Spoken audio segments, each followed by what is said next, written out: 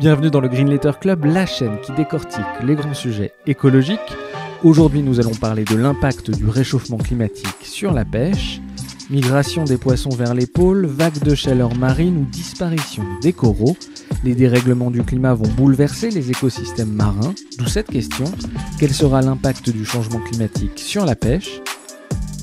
Pour y répondre, nous recevons Didier Gascuel, professeur d'halieutique à l'Agrocampus Ouest, membre du conseil scientifique de l'Ifremer et du conseil scientifique des pêches de l'Union européenne et auteur de « Pour une révolution dans la mer » et de « La pêche écologie, manifeste pour une pêche vraiment durable ».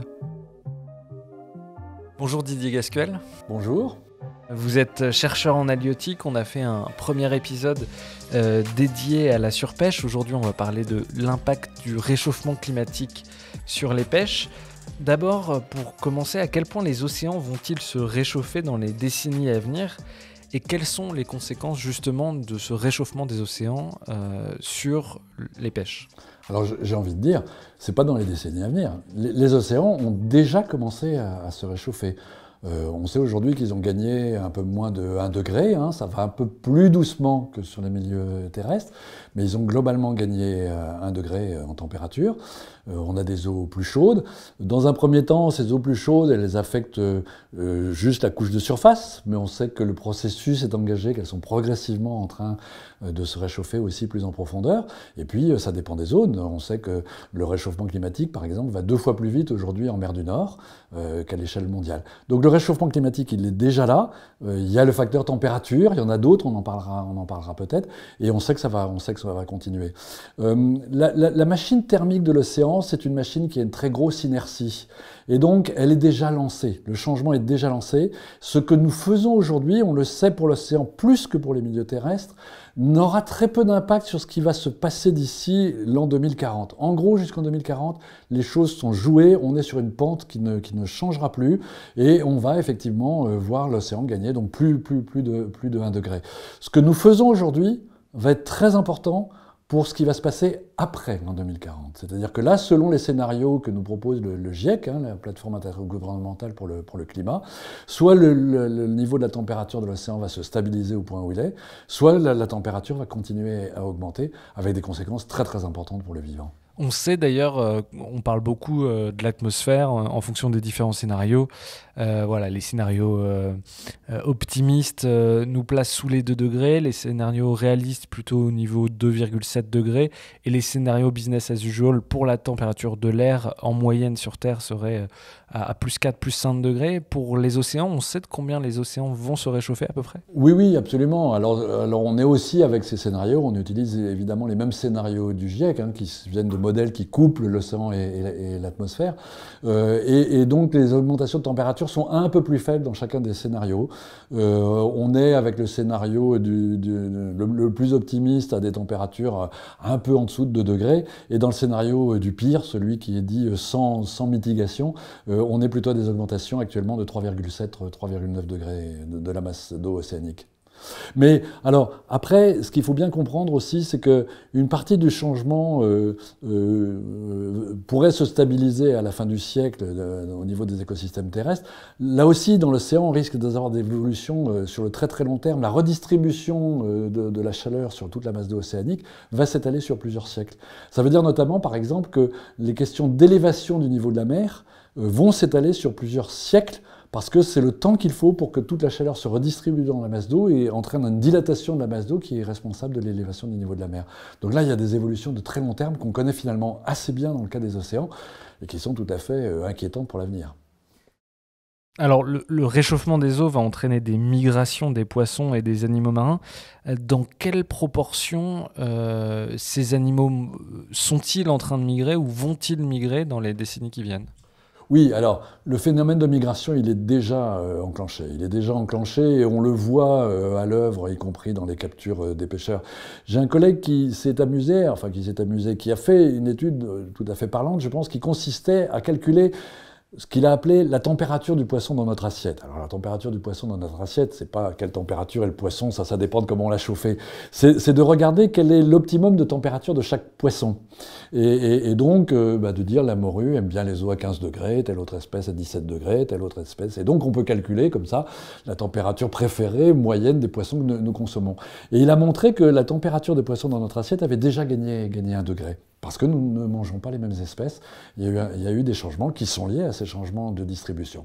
Donc ça, c'est ce qu'on appelle la migration des poissons. Je voudrais attirer votre attention sur le fait que cette migration des poissons, ce ne sont pas des poissons qui se déplacent de nos eaux vers les eaux du Nord. On parle de la même manière de la redistribution du hêtre dans les milieux terrestres, et de la migration des populations de hêtres vers le nord. Aucun hêtre, évidemment, ne prend son sac à dos pour traverser la route et aller vers le nord. Il en est de même pour les poissons. C'est une migration apparente. En réalité, le phénomène qui se passe, c'est que les populations qui sont les plus au sud de leur aire de distribution sont en train de péricliter. Et elles sont en train de péricliter essentiellement parce qu'il y a un moins bon succès de la reproduction. Et à l'inverse, les populations qui sont au nord de leur aire de distribution, elles sont en train de se développer. Un des meilleurs exemples qu'on ait de ça, ce sont les populations de morues, le cabillaud.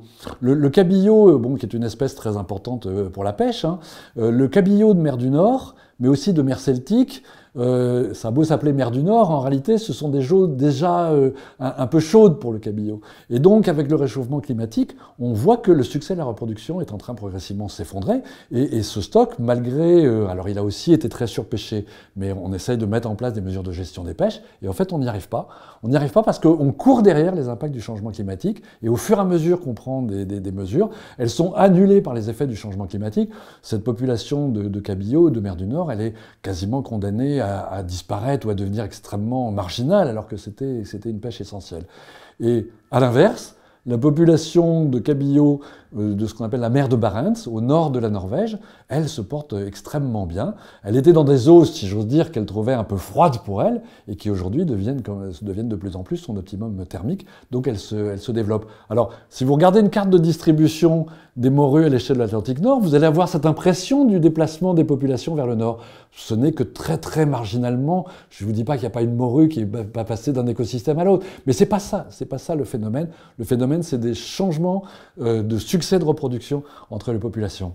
Le zooplancton se déplace vers le nord, mais pareil, ce n'est pas des zooplanctons qui nagent, c'est des populations qui sont en régression au sud et qui sont en développement au nord. Mais quand on regarde la distribution spécifique, on voit que certaines espèces existent de moins en moins dans les eaux tropicales, de plus en plus dans les eaux tempérées ou dans les eaux arctiques. Donc, est-ce qu'on a une idée du nombre de kilomètres où on va voir ces espèces migrer dans les années qui viennent? Est-ce que ça, c'est des chiffres qu'on a? Alors, on calcule donc le déplacement de l'aire de distribution. Et effectivement, on est à des ordres de grandeur, alors ça dépend beaucoup des espèces, mais qui se chiffrent en dizaines de kilomètres par décennie. Voilà, c'est ça l'ordre de grandeur. Donc plus vite pour les espèces dites de plein eau, et un peu plus lentement pour les espèces qui sont sur le fond. La conséquence de ça, c'est une réorganisation finalement très très rapide des assemblages d'espèces et de la composition des captures. Les pêcheurs, ils trouvent déjà plus la même chose dans leurs filets.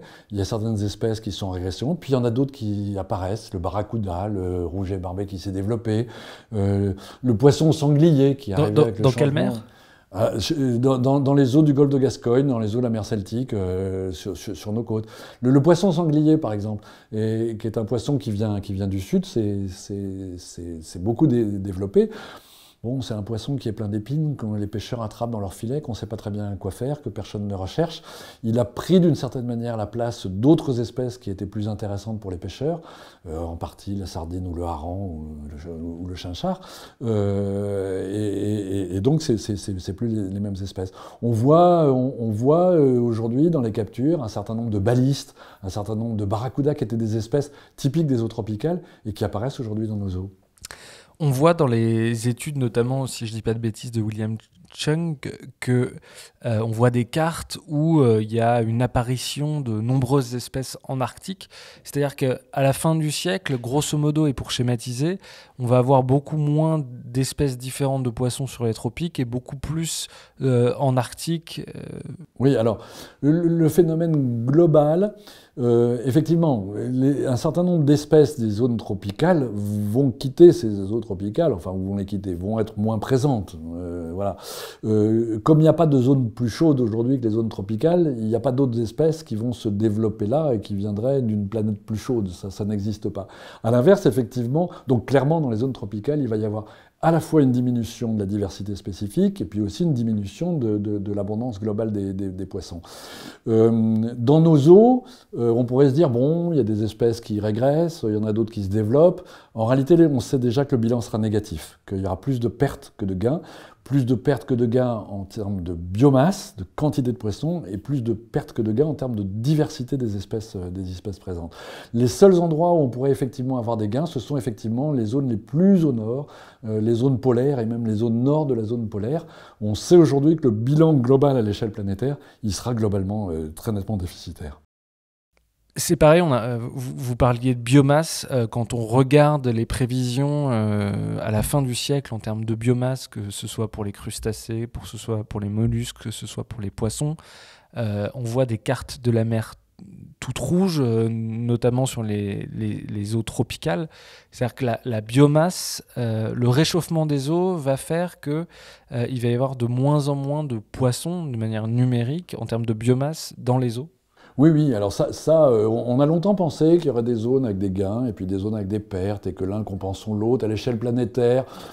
On s'en tirerait à peu près bien, qu'il y aurait des gagnants et des perdants.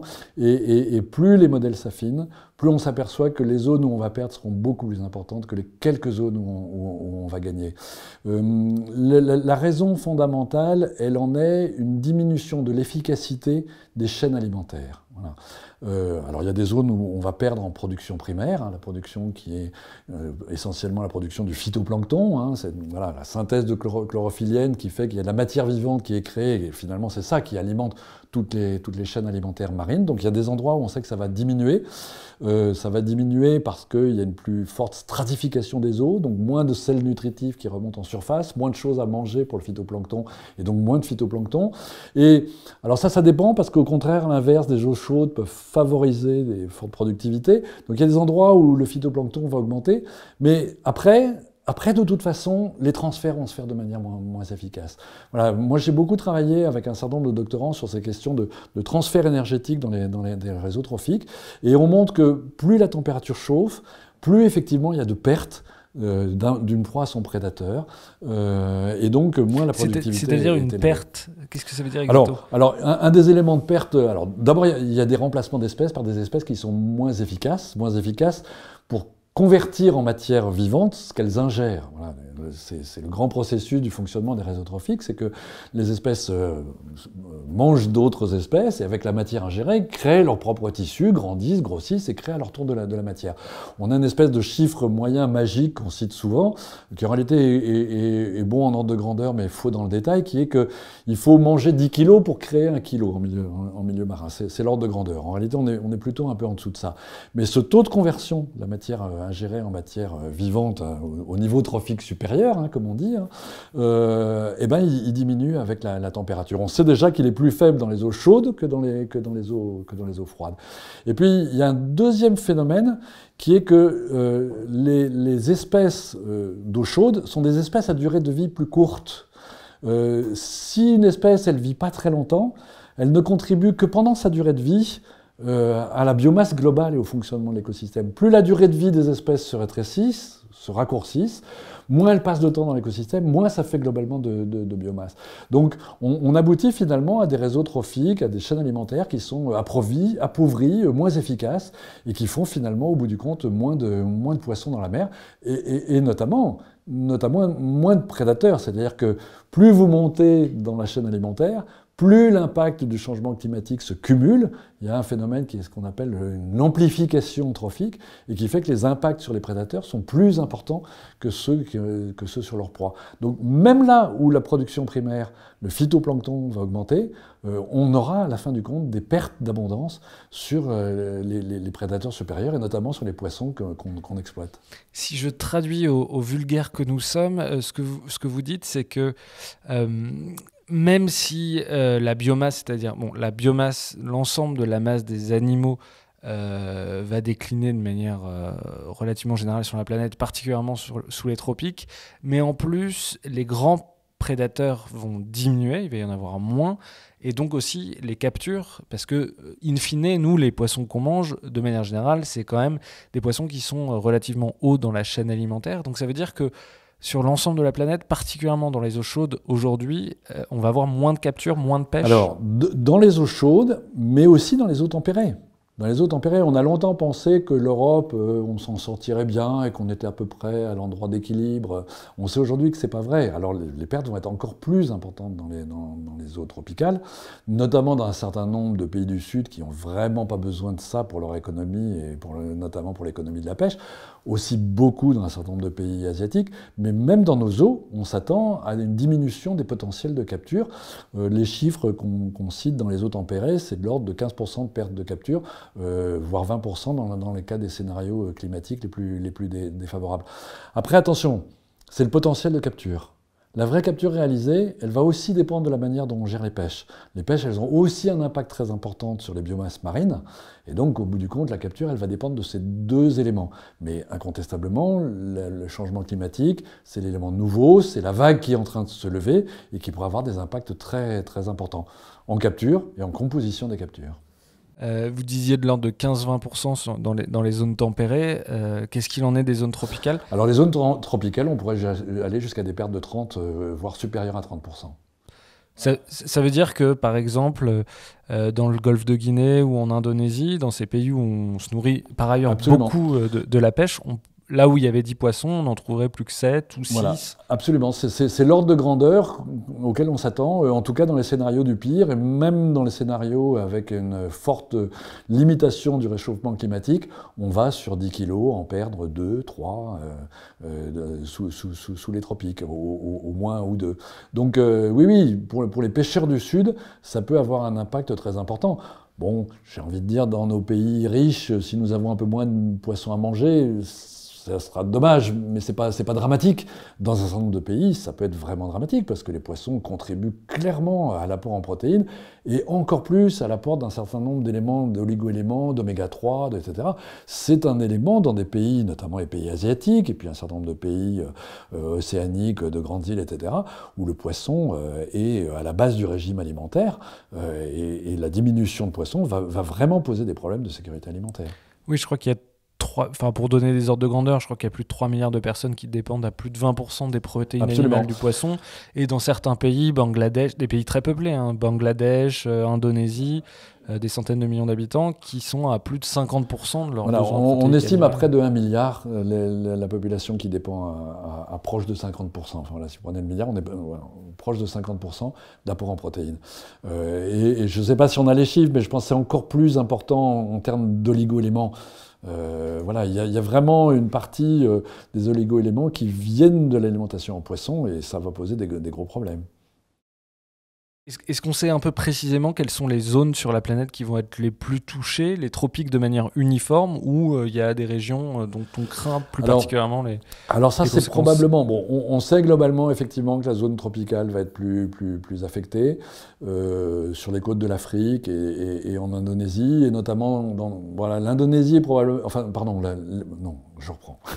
On sait que les zones les plus affectées vont être l'Afrique et l'Asie, notamment des pays comme l'Indonésie, mais plus généralement un peu toute la zone asiatique tropicale. Et là, il y a vraiment des pays qui dépendent très fortement pour leur alimentation du poisson. Après, on n'a pas les cartes précises analyses et toutes les études qu'on fait au niveau scientifique, chaque fois on couple des modèles d'écosystèmes avec des modèles de changement climatique. Les modèles de changement climatique eux-mêmes sont très variables d'un modèle à l'autre. Chacun utilise son propre modèle. Les Allemands ont leur modèle, les Français ont leur modèle, les Américains ont leur modèle. Le GIEC, à la fin, fait la moyenne des différents modèles pour nous prédire ces 2 degrés, ces 1,5 degré, etc., ces différents scénarios. Mais quand vous regardez les cartes dans les détails, elles sont souvent assez différentes. Et donc ça c'est des choses qu'on connaît encore assez mal, et d'autant plus qu'on essaye de se projeter loin dans l'avenir. Quand on s'intéresse à ces questions, on entend aussi parfois parler de gélification des océans, c'est-à-dire une invasion des océans par des méduses. Est-ce qu'on va voir de plus en plus nos mers colonisées par des méduses ? Alors, bon, ça c'est des phénomènes dans le détail, espèce par espèce, qu'on connaît assez mal. Le développement des populations de méduses, enfin le fait que ces blooms de méduses, ils existent depuis toujours, hein, les blooms de méduses, mais incontestablement on sait qu'ils deviennent plus fréquents, plus étendus en surface, plus intenses, etc. Pour l'instant, c'est probablement multifacteur, mais le facteur principal de ça actuellement, c'est plutôt d'une part les apports de polluants, etc., et d'autre part la surpêche, les apports de nutriments et la surpêche. Le changement climatique, d'une manière générale, il va accélérer les chaos de la nature, et donc effectivement, il peut accélérer ça. Bon, il y a une chose qu'on sait mal faire en matière de changement climatique. Si vous regardez, enfin, moi je suis dans des réseaux où on essaye de construire des modèles d'écosystèmes.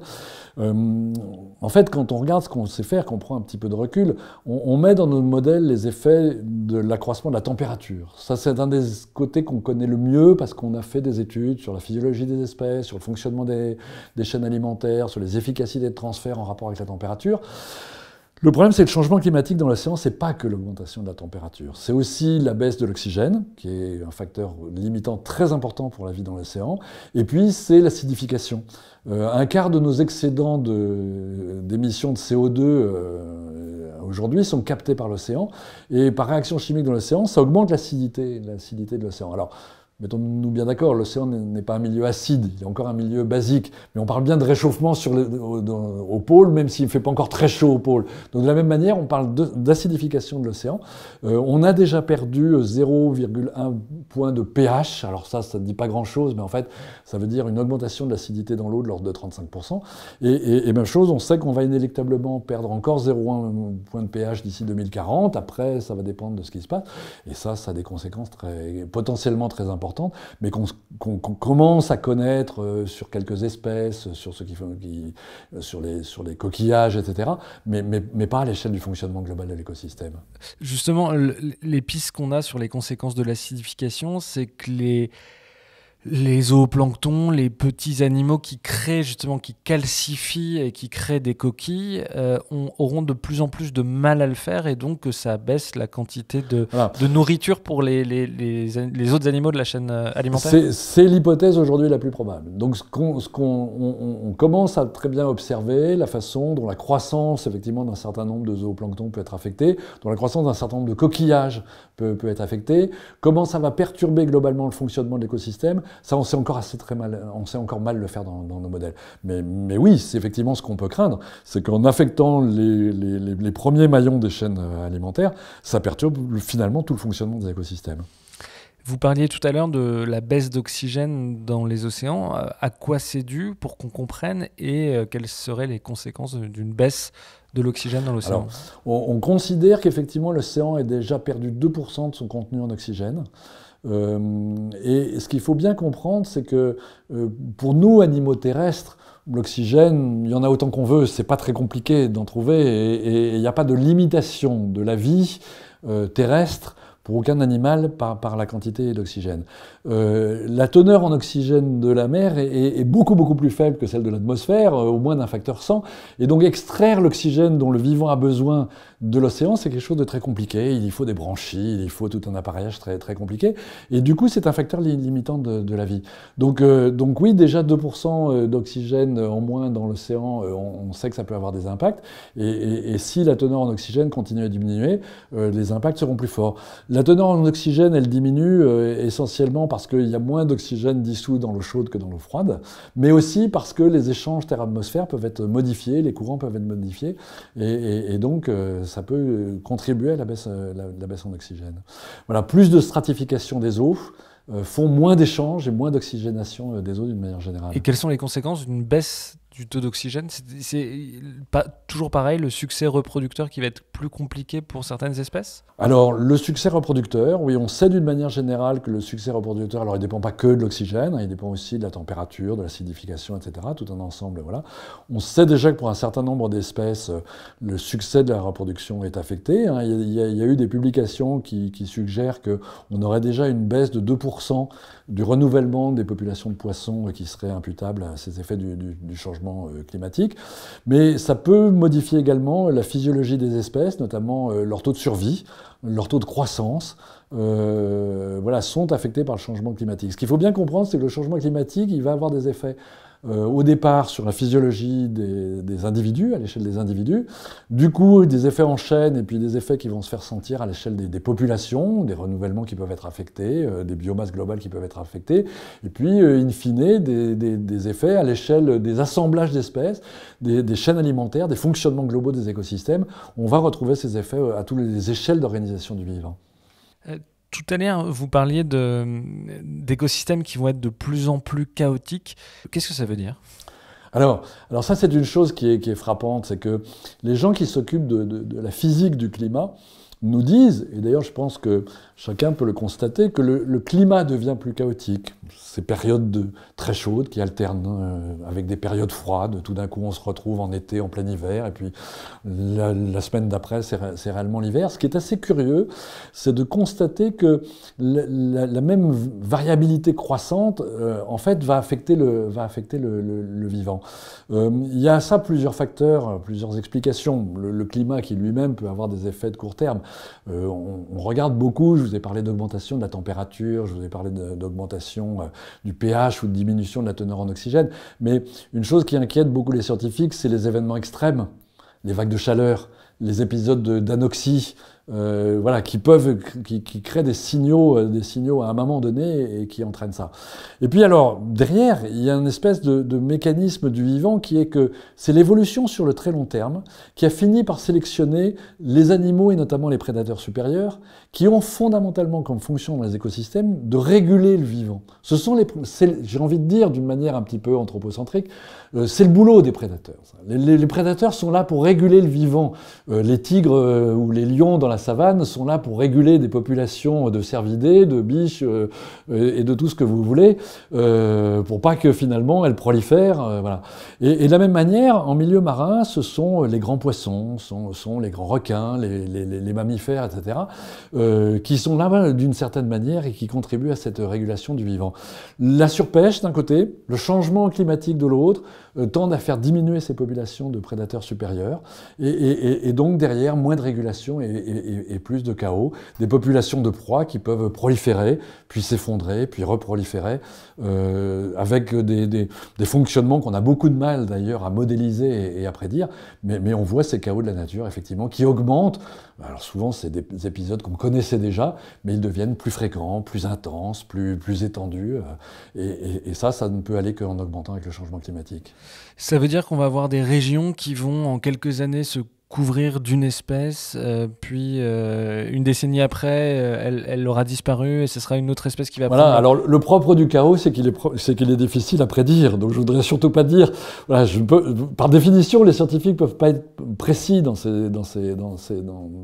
la matière, mais c'est une espèce de loi générale que la variabilité augmente. Aujourd'hui, on voit sur nos côtes, tout d'un coup, se développer des populations de poulpes comme on n'en avait pas vu. Alors, comme on n'en avait pas vu depuis les années 50, donc il y en avait déjà dans les années 50. Donc cette variabilité naturelle, elle était déjà là. Mais est-ce que ces épisodes-là sont accélérés ou est-ce que leur temps de retour revient plus vite à cause du changement climatique? C'est difficile de le dire sur un épisode. Vous vous rappelez, il y a encore quelques années, quand il y avait une vague de chaleur, on disait non, c'est pas le changement climatique. Ou un ouragan, on disait non, c'est pas le changement climatique. Il y a toujours eu des ouragans. Aujourd'hui, on est beaucoup plus prudent en disant, bah si, la fréquence des ouragans, elle augmente, la violence des ouragans, elle augmente avec le changement climatique. Donc voilà, ces chaos de la nature, probablement, c'est des phénomènes qu'on connaissait déjà.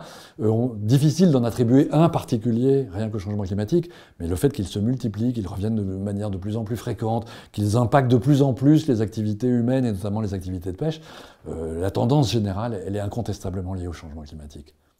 Dans votre livre, vous écrivez que la mer se remplit progressivement de mauvaises herbes plutôt que de prédateurs supérieurs. Si on doit schématiser, ça veut dire que l'océan est en train de se désertifier? Non, je dirais pas de se désertifier. Je dirais plutôt de perdre en productivité et en efficacité du vivant. Voilà, la machine du vivant tend à devenir de moins en moins efficace.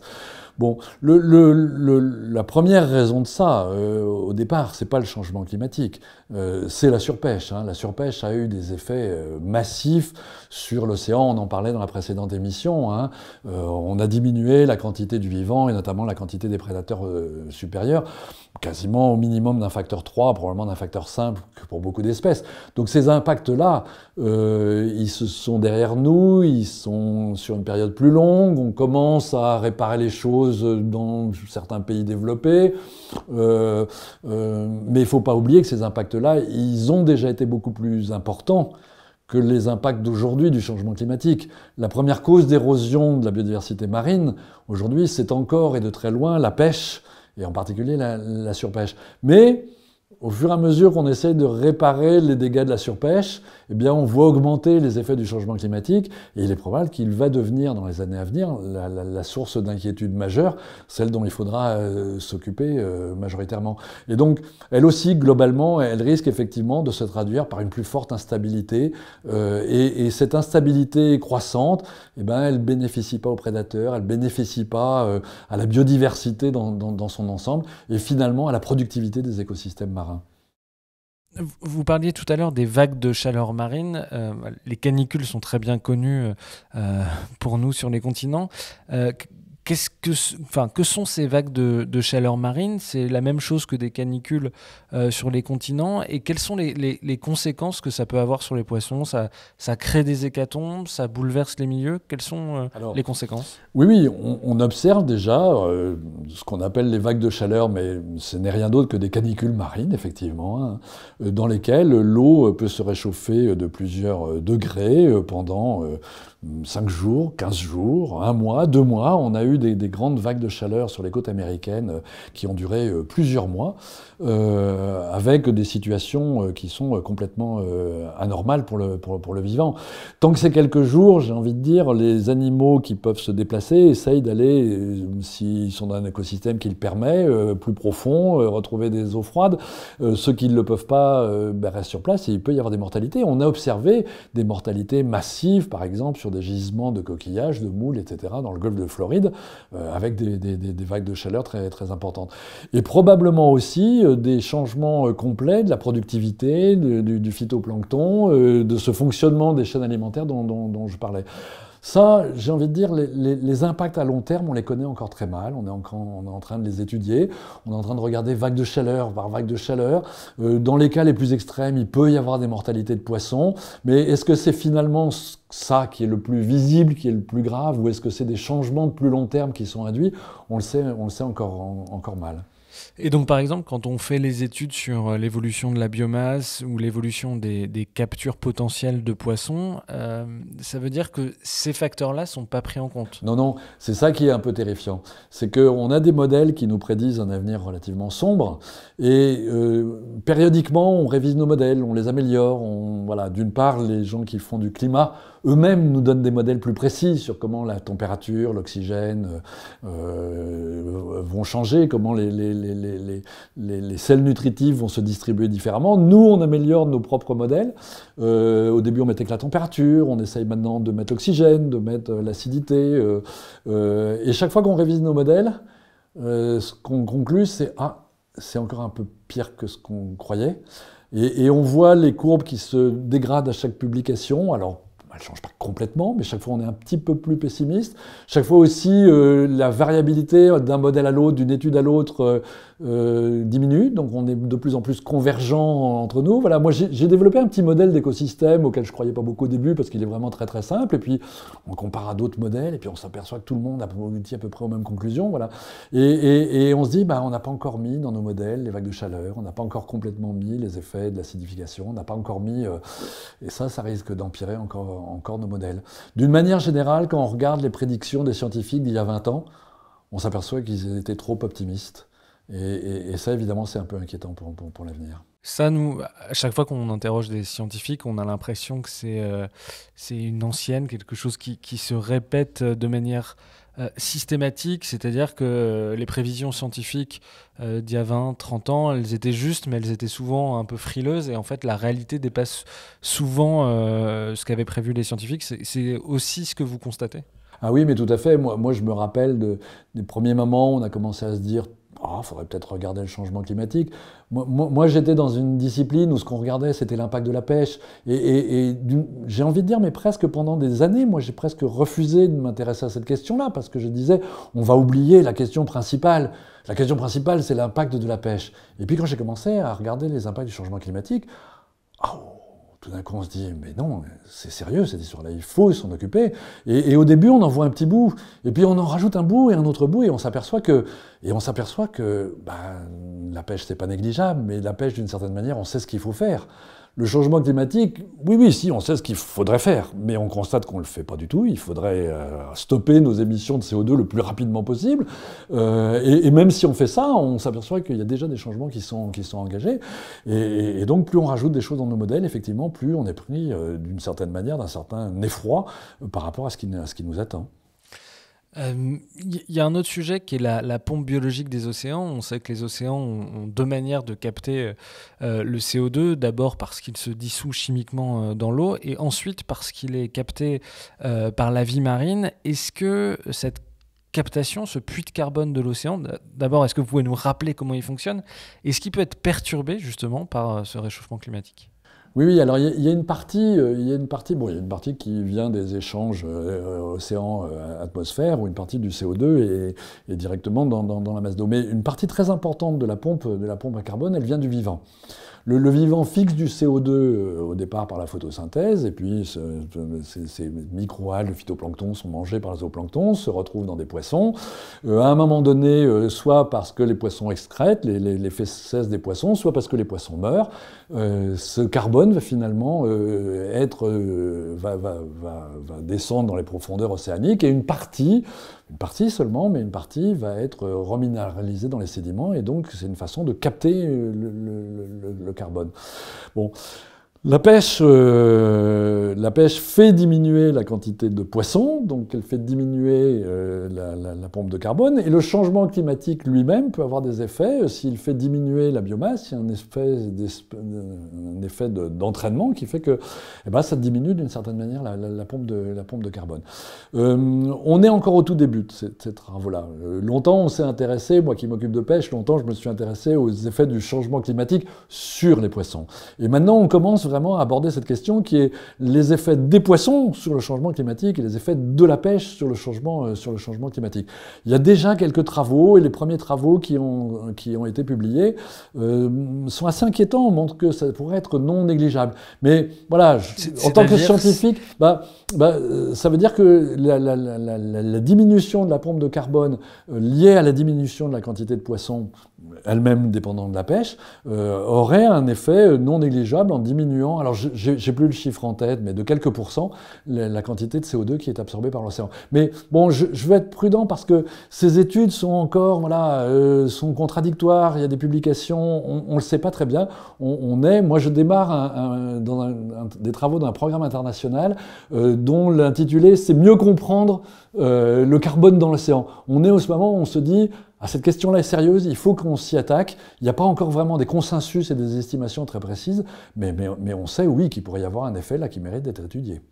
Oui, moi je lisais, alors je ne sais plus quand j'ai lu ça, mais par exemple que les excrétions des baleines, ce qu'on appelle les plumes fécales, captent du carbone, et les baleines en mourant elles-mêmes stockent, je crois que c'est 33 tonnes de carbone. Ça veut dire que c'est quand même des chiffres qui sont pas négligeables. C'est pas juste on estime que la disparition des populations de baleines a effectivement pu avoir des effets directement sur la productivité des océans, parce que ces baleines, d'une certaine manière, fertilisaient, c'est vraiment l'image qu'il faut avoir en tête, les milieux océaniques, et le fait qu'elles soient plus là, effectivement, modifie complètement.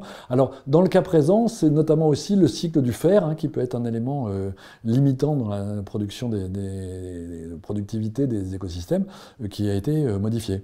Voilà, comment ça interfère à l'échelle planétaire? Je pense qu'on en est au début d'un champ de recherche qui est en train de se développer. Il y a quand même un sujet dont on parle assez peu quand on parle de la pêche, c'est que la pêche, les bateaux de pêche utilisent beaucoup de pétrole, de gasoil. Je lisais, je crois, dans un article du Télégramme, ou un journal local, qu'un chalutier pouvait utiliser jusqu'à 300 000 litres de gasoil par an. La pêche empire aussi le changement climatique par ce biais-là? Oui. Alors la pêche, c'est un secteur d'activité industrielle qui, comme d'autres secteurs, émet du CO2. Et on admet qu'à l'échelle mondiale, l'impact de la pêche, c'est entre 1,5 et 1% des émissions de CO2 mondiales. Bon, alors vous allez dire, c'est pas très important. Oui, c'est quand même plusieurs pourcents donc, de notre secteur alimentaire, et finalement, c'est non négligeable. Mais ce qui est important, c'est qu'il y a des impacts, il y a des émissions de CO2, en amont de ça, des consommations de gasoil qui sont très très différentes d'un engin de pêche à un autre. On sait que les engins de pêche, ce qu'on appelle les arts traînants, qui comme leur nom l'indique, c'est ceux qu'on traîne derrière le navire, le chalut, les dragues, etc., nécessitent des forces de traction très importantes, donc des gros moteurs qui consomment beaucoup de gasoil et qui émettent beaucoup de CO2. À l'inverse, ce qu'on appelle les arts dormants, les filets, les lignes, etc., on émet beaucoup moins de CO2. Voilà, mais il faut être conscient que pour 1 kilo de poisson pêché, il y a en moyenne de l'ordre de 2 kg de gasoil consommé, et donc 2 kg de CO2 émis, beaucoup plus si on est avec des chaluts, enfin sensiblement plus si on est avec des chaluts, beaucoup moins si on est avec des arts dormants. Donc là, il y a aussi un chantier de décarbonation du secteur des pêches qui est concerné par la chose. Concrètement, ça veut dire, moi j'ai été frappé de lire des études qui montraient par exemple que la crevette rapportait tel ou tel type de poisson, crustacés en l'occurrence, en fait, il y a des animaux marins, des poissons, des crustacés qui en fait sont beaucoup plus impactants sur le climat parce qu'ils nécessitent tel ou tel type d'engin de pêche. Oui, alors ça c'est en particulier les crevettes qui sont pêchées avec le chalut, ce qui est le mode d'engin dominant, pas unique, il y a aussi des pêches qui se font au casier, qui sont certainement beaucoup plus vertueuses en matière d'émissions de CO2, en matière d'impact sur les fonds marins aussi, mais clairement, oui, l'immense majorité des crevettes qui sont pêchées le sont au chalut, avec des engins très impactants, et alors en plus avec toute une problématique de prise accessoire, d'impact de mortalité, d'impact sur le fond, qui sont très, très, très importantes. Et là-dessus, là encore, on en avait parlé la dernière fois, mais il y a une différence assez frappante entre la pêche artisanale et la pêche industrielle sur l'utilisation du gasoil. On voit que la pêche artisanale, souvent, c'est des pêches côtières qui sont assez proches, alors que la pêche industrielle peut aller beaucoup plus loin. Et donc, de manière générale, la pêche industrielle utilise quand même beaucoup plus de gasoil. Non, je serais plus prudent que ça. Ce qui va distinguer, parce que le gasoil qui est utilisé, c'est pas tellement le gasoil pour aller loin, si peut-être pour des pêches tonnières qui vont aller se faire à l'autre bout de l'océan. Mais tant que vous restez dans des pêches hauturières qui se déroulent dans les eaux européennes, c'est pas la distance qui compte, c'est la puissance de traction dont vous avez besoin. Et donc ça dépend pas tellement de la taille du navire, ça dépend de l'engin de pêche utilisé. Donc la grande différence va être entre ces arts dormants, le chalut essentiellement d'un côté, et puis les arts traînants. Mais vous pouvez avoir des petits bateaux qui utilisent des chaluts. Il y a des chalutiers de 12 mètres ou de 15 mètres qui vont avoir un bilan en termes de CO2 qui n'est pas meilleur rapporté au kilo de poisson qu'un grand chalutier industriel. La différence, elle ne va pas se faire essentiellement sur la taille du bateau, elle va se faire sur l'engin de pêche utilisé. La taille du bateau, elle va impacter des questions de bilan économique et social, d'autres questions qui font que, oui, je pense qu'on a besoin, mais pour d'autres raisons, de privilégier des petites pêches côtières. C'est vrai, mais la pêche industrielle utilise justement principalement des chalutiers, tandis que les arts dormants sont plus l'apanage de la pêche artisanale. Oui, beaucoup, vous avez raison. La pêche chalutière est probablement encore plus importante dans la pêche industrielle que dans la pêche artisanale, ou en tout cas dans la pêche côtière. Mais ce n'est pas forcément systématique. Vous avez des bateaux industriels qui utilisent des lignes, par exemple, ce qu'on appelle les palangres, qui sont des lignes qui peuvent faire plusieurs kilomètres de long, qui globalement ont très peu d'impact en termes d'émissions de CO2. Probablement pas forcément des très bons bilans en termes de contribution à l'aménagement du territoire, mais on est plus sur des questions à ce moment-là économiques et sociales que réellement sur des questions écologiques. Alors, je reviens, vous avez parlé du thon, et moi j'avais été frappé justement, notamment par la pêche au thon dans le Pacifique. Donc il y a énormément de thons qui sont pêchés dans le Pacifique, au large de l'Indonésie, dans les îles micronésiennes, les archipels micronésiens, etc. Ça, c'est des poissons qui, avec le changement climatique, vont quasiment disparaître de ces régions-là. Il y a quand même des populations de poissons qui vont avoir, des espèces de poissons qu'on va voir quasiment disparaître.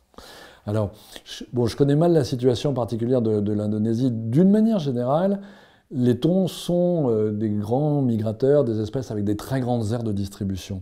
Donc leur aire de distribution va changer. Je ne pense pas que ça fait partie des espèces qui vont disparaître. Par contre, il se peut fort bien qu'ils disparaissent de certaines côtes et de certains pays. Donc là où il y avait des pêches locales, côtières, il peut effectivement y avoir des pêcheurs qui tout d'un coup ne trouvent plus telle ou telle espèce et possiblement certains thons dans certaines zones.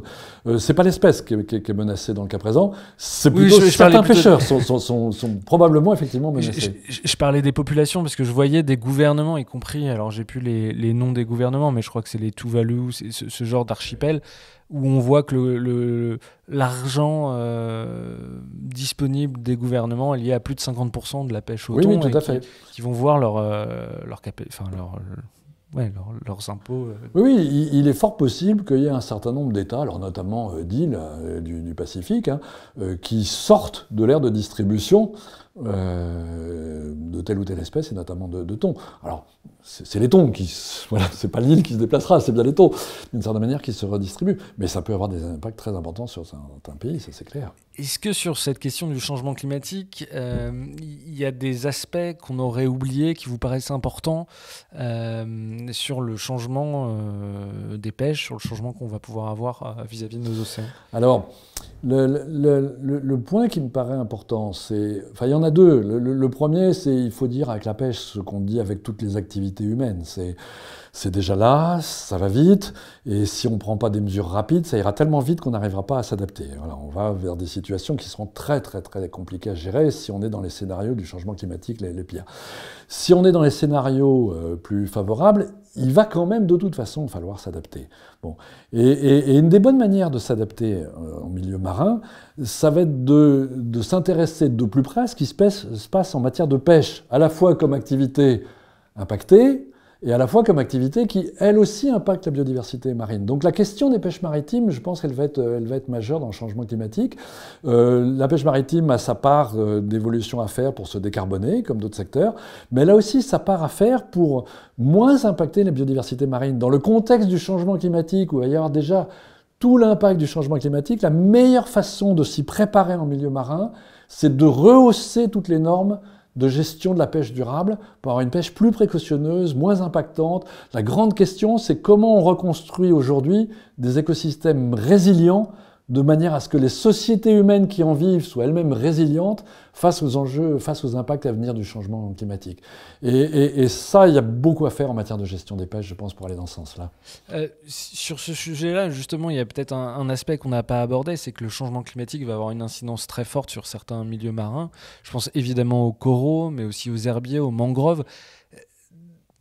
La destruction de milieux marins, c'est aussi, ça va avoir des conséquences majeures sur certaines populations de poissons ou d'autres animaux marins. Oui, alors on sait que le changement climatique, on sait en particulier que le changement climatique, il est déjà dramatique et malheureusement, j'ai envie de dire, les choses sont presque jouées de manière inéluctable en milieu récifal. Ça, c'est des milieux qui sont parmi ceux qui sont les plus impactés. Ils sont impactés parce que là, il y a clairement un effet de synergie entre des aspects d'acidification de l'eau et d'augmentation de la température. Les récifs de coraux ont en gros déjà diminué de moitié à l'échelle planétaire et on sait que même dans les scénarios les plus favorables du changement climatique, ils vont presque complètement disparaître. Donc clairement, là, il y a des populations qui vivent de l'économie de la pêche ou l'économie de subsistance sur les récifs coralliens qui vont être massivement impactés. J'ai envie de dire, là, il n'y a même plus de gestion des pêches possible pour éviter ces impacts qui seront très importants. Dernière question aux gens qui ont pris conscience de l'impact, parce que ce n'est pas forcément une question qu'on aborde régulièrement, l'impact du changement climatique sur les pêches et la capacité de nous nourrir des océans. Est-ce qu'il y a un message que vous voudriez adresser ? J'ai envie de dire, le message, je ne peux là que m'associer à l'ensemble des messages de la communauté scientifique, je parle de tous les gens qui regardent ces questions climatiques. Il faut réduire nos émissions de CO2, il faut réduire nos émissions de CO2, il faut réduire nos émissions de CO2. Et j'ai envie de dire, la chose que moi je peux ajouter, c'est pour toutes les raisons qu'on vous dit, mais en plus pour l'océan, pour les ressources aquatiques, pour les écosystèmes marins, pour les gens qui en vivent et qui en dépendent, ça c'est la première des priorités. Après, il va falloir s'adapter, il va falloir etc. Mais il faut réduire nos émissions de CO2. Alors il faut le faire individuellement, mais il faut peut-être encore plus le faire collectivement. Et ça dépend de choix politiques, de choix... voilà. Donc je pense que chaque citoyen a sa responsabilité de citoyen, comme consommateur, mais aussi comme électeur, comme etc., pour qu'on s'occupe très sérieusement des émissions de CO2 et des impacts du changement climatique, aussi pour la mer. Didier Gasquel, un grand merci d'être venu dans le Green Hater Club. Merci à vous. Et à bientôt. À bientôt.